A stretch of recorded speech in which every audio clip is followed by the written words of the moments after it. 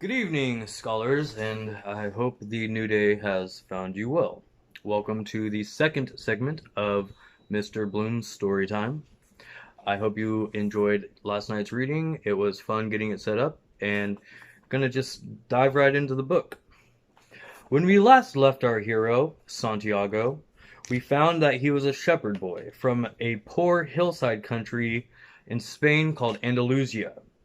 He was haunted by a dream, and his mission to this point has been to travel. We know that he is a comes from a poor family without the money to travel, so at his father's suggestion, he becomes a shepherd so that he's able to do so. We also know that he knows how to read, which is not common for most shepherds, and that he trained as a priest in the seminary before leaving it to go about his journey. He also has a fascination with the merchant's daughter, where he yearly gets his sheep sheared. And he is just about to enter the city after a year-long quest away, and he is looking eagerly to meet up with the girl he has been longing for the whole time. He is also, a side note, is that he is haunted by a dream that he keeps having, and he is going to go see a fortune teller at the same city that the girl, where she lives. So, at that, we will begin. The old woman led the boy to a room at the back of her house. It was separated from her living room by a curtain of colored beads. The room's furnishings consisted of a table, an image of the Sacred Heart of Jesus, and two chairs. The woman sat down and told him to be seated as well. Then she took both of his hands in hers and began quietly to pray. It sounded like a gypsy prayer. The boy had already had experience on the road with the gypsies. They also traveled, but they had no flocks of sheep. People said that the gypsies spent their lives tricking others. It was also said that they had a pact with the devil, and that they kidnapped children and, taking them to their mysterious camps, made them into their slaves. As a child, the boy had always been frightened to death that he would be captured by the gypsies, and this childhood fear returned when the old woman took his hand in hers. But she had the Sacred Heart of Jesus there, he thought, trying to reassure himself. He didn't want his hand to begin trembling, showing the old woman that he was fearful. He recited in Our Father silently. "Very interesting," said the woman, never taking her eyes off the boy's hands, and then she fell silent. The boy was becoming nervous. His hands began to tremble, and the woman sensed it. He quickly pulled his hands away. "I didn't come here to have you read my palm," he said, already regretting having come. He thought for a moment that it would be better to pay her fee and leave without learning a thing, that he was giving too much importance to his recurrent dream. "You come so that you can learn about your dreams," said the woman, "and dreams are the language of God. When he speaks in our language, I can interpret what he said. But if he speaks in the language of the soul, it is only that you who can understand it. But, whichever it is, I'm going to charge you for the consultation." Another trick, the boy thought. But he decided to take a chance. A shepherd always takes his chances with wolves and with drought, and that's what makes a shepherd's life exciting. "I've had the same dream twice," he said. "I dreamed that I was in a field with my sheep, when a child appeared and began to play with the animals. I don't like people to do that, because the sheep are afraid of strangers. But children always seem to be able to play with them without frightening them. I don't know why. I don't know how animals know the age of human beings." "Tell me more about your dreams," said the woman. "I have to get back to my cooking, and since you don't have any money, I can't give you a lot of time." "The child went on playing with my sheep for quite a while," continued the boy, a bit upset, "and suddenly the child took me by both hands and transported me to the Egyptian pyramids." He paused for a moment to see if the woman knew what the Egyptian pyramids were, but she said nothing. "Then, at the Egyptian pyramids," he said the last three words slowly, so that the old woman would understand, "the child said to me, 'If you come here, you will find a hidden treasure.' And just as she was about to show me the exact location, I woke up both times. The woman was silent for some time. Then she again took his hands and studied them carefully. I'm not going to charge you anything now, she said, but I want 1/10 of your treasure if you find it. The boy laughed out of happiness. He was going to be able to save the little money he had because of a dream about hidden treasure. Well, interpret the dream, he said. First, swear to me. Swear that you will give me 1/10 of your treasure in exchange for what I am going to tell you. The shepherd swore he would. The old woman asked him to swear again while looking at the image of the Sacred Heart of Jesus. It's a dream in the language of the world, she said. I can interpret it, but the interpretation is very difficult. That's why I feel that I deserve a part of what you find. And this is my interpretation. You must go to the pyramids in Egypt. I have never heard of them before, but if it was a child who showed them to you, they exist. There you will find a treasure that will make you a rich man. The boy was surprised and then irritated. He didn't need to seek out the old woman for this, but then he remembered that he wasn't going to have to pay anything. I didn't need you to waste my time just for this, he said. I told you that your dream was a difficult one. It's the simple things in life that are the most extraordinary. Only wise men are able to understand them. And since I am not wise, I have had to learn other arts, such as the reading of palms. Well, how am I going to get to Egypt? I only interpret dreams. I don't know how to turn them into reality. That's why I have to live off what my daughters provide me with. And what if I never get to Egypt? Then I don't get paid. It wouldn't be the first time. And the woman told the boy to leave, saying she had already wasted too much time with him. So the boy was disappointed. He decided that he would never again believe in dreams. He remembered that he had a number of things he had to take care of. He went to the market for something to eat. He traded his book for one that was thicker, and he found a bench in the plaza where he could sample the new wine he had bought. The day was hot, and the wine was refreshing. The sheep were at the gates of the city in a stable that belonged to a friend. The boy knew a lot of people in the city. That was what made traveling appeal to him.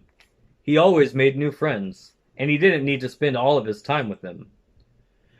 When someone sees the same people every day, as had happened with him at the seminary, they wind up becoming a part of that person's life. And then they want the person to change. If someone isn't what others want them to be, the others become angry. Everyone seems to have a clear idea of how other people should lead their lives, but none about his or her own. He decided to wait until the sun had sunk a bit lower in the field before following his flock back through the fields. 3 days from now, he would be with the merchant's daughter. He started to read the book he had bought. On the very first page, it described a burial ceremony, and the names of the people involved were very difficult to pronounce. If he ever wrote a book, he thought, he would present one person at a time, so that the reader wouldn't have to worry about memorizing a lot of names. When he was finally able to concentrate on what he was reading, he liked the book better. The burial was on a snowy day, and he welcomed the feeling of being cold. As he read on, an old man sat down at his side and tried to strike up a conversation. What are they doing? The old man asked, pointing at the people in the plaza. Working, the boy said dryly, making it look as if he wanted to concentrate on his reading. Actually, he was thinking about shearing his sheep in front of the merchant's daughter, so that she could see that he was someone who was capable of doing difficult things. He had already imagined the scene many times. Every time, the girl became fascinated when he explained that the sheep had to be sheared from back to front. He also tried to remember some good stories to relate as he sheared the sheep. Most of them he had read in books, but he would tell them as if they were from his personal experience. She would never know the difference, because she didn't know how to read. Meanwhile, the old man persisted in his attempt to strike up a conversation. He said that he was tired and thirsty, and asked if he might have a sip of the boy's wine. The boy offered his bottle, hoping that the old man would leave him alone. But the old man wanted to talk, and he asked the boy what book he was reading. The boy was tempted to be rude and moved to another bench, but his father had taught him to be respectful of the elderly. So he held out the book to the man for two reasons. First, that he himself wasn't sure how to pronounce the title, and second, that if the old man didn't know how to read, he would probably feel ashamed and decide of his own accord to change benches. Said the old man, looking at the sides of the book as if it were some strange object. This is an important book, but it's really irritating. The boy was shocked. The old man knew how to read and had already read the book. And if the book was irritating, as the old man said, the boy still had time to change it for another. It's a book that says the same thing almost all other books in the world say, continued the old man. It describes people's inability to choose their own personal legends. And it ends up saying that everyone believes the world's greatest lie. What's the world's greatest lie? The boy asked, completely surprised. It's this, that at a certain point in our lives, we lose control of what's happening to us, and our lives become controlled by fate. That's the world's greatest lie. That's never happened to me, the boy said. They wanted me to be a priest, but I decided to become a shepherd. Much better, said the old man, because you really like to travel. He knew what I was thinking, the boy said to himself. The old man, meanwhile, was leafing through the book without seeming to want to return it at all. The boy noticed that the man's clothing was strange. He looked like an Arab, which was not unusual in those parts. Africa was only a few hours from Tarifa. One only had to cross the narrow straits by the boat. Arabs often appeared in the city, shopping and chanting their strange prayers several times a day. Where are you from? The boy asked. From many places. No one can be from many places, the boy said. I'm a shepherd, and I have been to many places. But I come from only one place, from a city near an ancient castle. That's where I was born. Well then, we could say that I was born in Salem.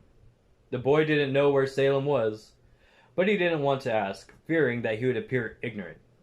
He looked at the people in the plaza for a while. They were coming and going, and all of them seemed to be very busy. So, what is Salem like? He asked, trying to get some sort of clue. It's like it has always been. No clue yet, but he knew that Salem wasn't in Andalusia. If it were, he would have already have heard of it. And what do you do in Salem? He insisted. What do I do in Salem? The old man. Well, I'm the king of Salem. People say strange things, the boy thought. Sometimes it's better to be with the sheep who don't say anything. And better still to be alone with one's books. They tell their incredible stories at the time when you want to hear them. But when you're talking to people, they say some things that are so strange that you don't know how to continue the conversation. My name is Melchizedek, said the old man. Melchizedek. How many sheep do you have? Enough, said the boy. He could see that the old man wanted to know more about his life. Well, then we've got a problem. I can't help you if you feel you've got enough sheep. The boy was getting irritated. He wasn't asking for help. It was the old man who had asked for a drink of his wine, and had started the conversation. Give me my book, said the boy. I have to go and gather my sheep and get going. Give me 1/10 of your sheep, said the old man, and I'll tell you how to find the hidden treasure. The boy remembered his dream, and suddenly everything was clear to him. The old woman hadn't charged him anything, but the old man, maybe he was her husband, was going to find a way to get much more money in exchange for information about something that didn't even exist. The old man was probably a gypsy too. But before the boy could say anything, the old man leaned over, picked up his stick, and began to write in the sand of the plaza. Something bright reflected from his chest with such intensity that the boy was momentarily blinded.